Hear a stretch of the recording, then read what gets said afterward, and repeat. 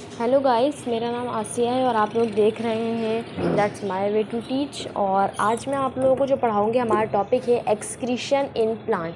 चलें आप topic start करते हैं। सबसे पहले हम पढ़ेंगे, यहाँ पे आपको लिखा हुआ नज़र आ रहा होगा एक्सक्रीशन इन प्लांट। ठीक है, अब सबसे पहले हम आते हैं एक्सक्रीशन की डेफिनेशन पढ़ेंगे हम, दैट व्हाट इज़ एक्सक्रीशन। ठीक है, तो यहाँ डेफिनेशन लिखी है, the removal of nitrogenous waste और waste material from the body of an organism is known as excretion. यानी कि किसी भी ऑर्गेनिज्म की बॉडी से वेस्ट मटेरियल का रिमूव होना, उसे वो कहलाता है एक्सक्रीशन। ठीक है, क्या कहलाता है? एक्सक्रीशन।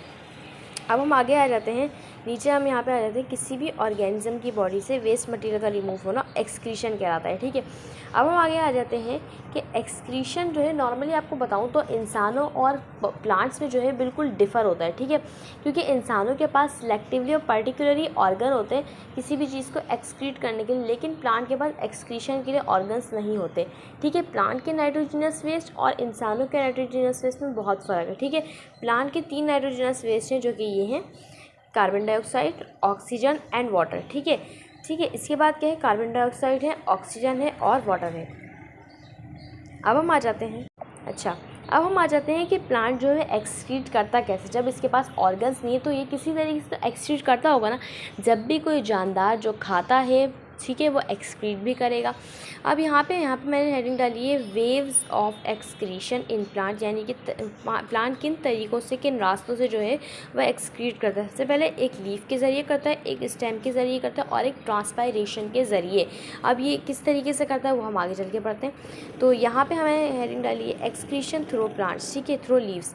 अब मैं आपको यहाँ पे फिगर भी मैं आपको डायरेक्ट समझाती भी रहूँगी। सबसे पहले हम देख लेते हैं किस तरह से करता है। ठीक है, तो यहाँ पे मैं आपको बताऊँ तो आप देख सकते हो, यहाँ पर आपको जो है वो नज़र आ रहे होंगे, यहाँ पे आपको लीफ नज़र आ रहे होंगे। ठीक है, लीफ के ऊपर, ठीक है, लीफ के ऊपर छोटे छोटे स्पोर्स होते हैं। ठीक है, ये मैं आपको मैग्नीफाई करके ये दिखा रही हूँ, मैग्नीफाई करके ऐसे होते हैं वो। वैसे लीफ के ऊपर छोटे छोटे स्पोर्स होते हैं। ये माइक्रोस्कोपिक तो नहीं होते, लेकिन इसको आप मैग्नीफाई करके देख सकते हो, यानी कि छोटे छोटे सुराख होते हैं। लेकिन बॉटनिकली इनको स्टोमेटा कहा जाता है। ठीक है, जब प्लांट के अंदर एक्सेस ऑफ वाटर हो जाता है तो ये स्टोमेटा ओपन होते हैं। ये जो स्टोमेटा प्लांट के ऊपर पाए जाते हैं ये ओपन होते हैं, और क्या होता है, सारा एक्सेस ऑफ वाटर जो है वो एक्सक्रीट हो जाता है। ठीक है, वही मैं आपको बताती हूँ। स्टोमेटा नॉर्मली ऐसे नज़र आते हैं मैग्नीफाई करके। ये एक लीफ को मैग्नीफाई करा गया है, जिसके अंदर आपको स्टोमेटा इस तरीके से नज़र आएंगे। ठीक है, अब हम आगे आ जाते हैं। इसी तरीके से जब प्लांट के अंदर एक्सेस ऑफ वाटर हो जाता है तो ये स्टोमेटा जो आपको नज़र आ रहे हैं ये खुद ब खुद जो है ऑटोमेटिकली ओपन होते हैं कुदरती तौर पर, और सारा एक्सेस ऑफ वाटर एक्सक्रीट करके दोबारा जो है ये क्लोज हो जाते हैं। आप इसको नॉर्मली देख भी सकते हो अपनी नॉर्मल लाइफ में। आपको दिखाती हूँ, ये देखें, एक तस्वीर में आपको दिखाऊँ तो आप इस तरीके से ये देखें, यार ये तस्वीर, इस तस्वीर में आप देख सकते हो, आपको जब सुबह सुबह आप उठते हो आप देखो पत्तों के ऊपर आपको पानी नज़र आएगा, तो यही प्लांट की एक्सक्रीशन होती है। प्लांट पत्तों से एक्सक्रीट करता है, तो यहाँ पे आपको एक्सक्रीशन नज़र आ रही होगी जो पत्तों के ऊपर हुई हुई। ठीक है, तो ये हो गई लीफ की एक्सक्रीशन। अब हम आगे चलते हैं, अब हम पढ़ते हैं स्टेम की एक्सक्रीशन कैसे होती है। तो यहाँ पे आगे आ जाते हैं, तो यहाँ पे आएगा एक्सक्रीशन थ्रू स्टेम। स्टेम के ज़रिए कैसे होती है? स्टेम की एक्सक्रीशन बहुत सिंपल होती है, आप देख भी सकते हो नॉर्मली अपनी नॉर्मल लाइफ में भी। आप यहाँ पे देख सकते हो, यहाँ पे आपको फोटो नज़र आ रही है, इसके अंदर एक जो है स्टेम काटी गई है, किसी जो है ट्री की स्टेम काटी गई, तो उसके अंदर वाइट ग्लू लाइक मटेरियल निकलता है। ठीक है, इसी तरह बहुत से जो ट्रीज़ होते हैं उनमें स्टिकी मटेरियल होता है, तो वही जो है एक्सक्रीशन होती है स्टेम्स की। ठीक है, जब आप कट करोगे तो वो जो अगर निकल रहा है इस तरीके से जो वाइट ग्लू लाइक मटेरियल निकल रहा है, इट मीन्स ये क्या है, ये स्टेम की एक्सक्रीशन। ठीक है, बहुत सी स्टेम में जो वेस्ट मटेरियल होते हैं वो सॉलिड फॉर्म में जो है कन्वर्ट हो जाते हैं, जो कि हमारे लिए बहुत ज़्यादा यूज़फुल होते हैं। बहुत से, जैसे यहाँ पे आप देख सकते हो, ये जो एक आपको नज़र आ रहा है डॉट, ये जो है नॉर्मली एक नाइट्रोजनस वेस्ट है जो कि सॉलिड फॉर्म में जो है वो कन्वर्ट हो गया है। बहुत से सॉलिड हमारे लिए जो है ये नाइट्रोजनस वेस्ट काम आते हैं, जैसे गिलू जो है नॉर्मली नाइट्रोजनस वेस्ट है प्लांट के लिए, लेकिन हमारे लिए क्या है, फ़ायदेमंद है। इसी तरीके से बहुत सी और चीज़ें हैं जो स्टेम के लिए, प्लांट के लिए तो नाइट्रोजनस है, लेकिन हमारे लिए यूज़फुल है। ठीक है, अब ये हो गई स्टेम की एक्सक्रीशन, बहुत सिंपल थी। अब हम आगे आ जाते हैं एक्सक्रीशन थ्रू ट्रांसपायरेशन। सबसे पहले हमें पता ये करना है कि ट्रांसपायरेशन होता क्या है।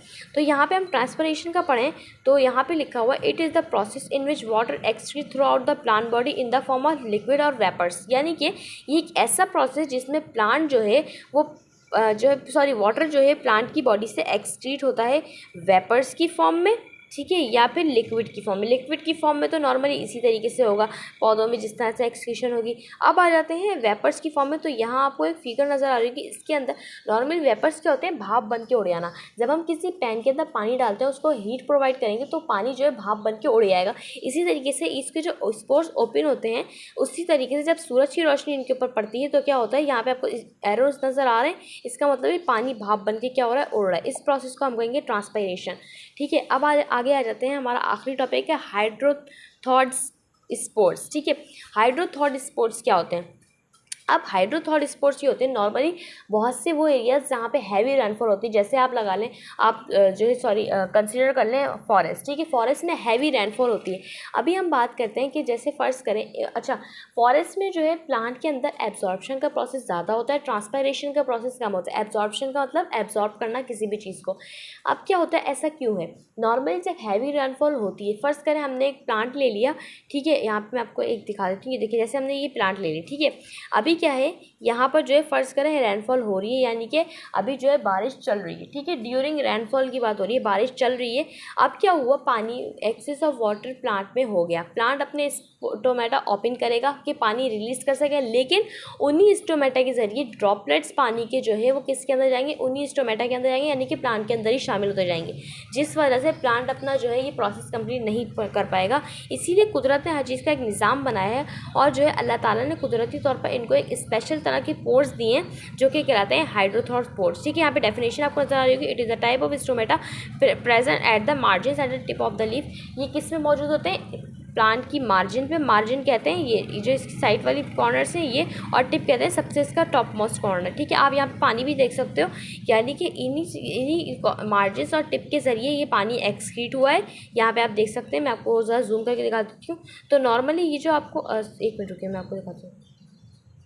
ये जो आपको सबसे ऊपर टिप जिसमें ये बॉल रखी है ना, ये नज़र आ रहा है, ये होती है टिप, और ये साइड पे ये मार्जिन्स होती हैं। ठीक है, तो ये कहलाते हैं हाइड्रोथॉर्ड स्पोर्स। ठीक है, और आज का हमारा टॉपिक कंप्लीट हो गया, excretion in plant. I hope आपको वीडियो अच्छी लगी होगी। वीडियो अच्छी लगी तो सब्सक्राइब करें, लाइक करें, शेयर करें, और बेल आइकन पे ज़रूर क्लिक करें ताकि मेरी नई आने वाली इन्फॉर्मेटिव वीडियो सबसे पहले आपके पास आए।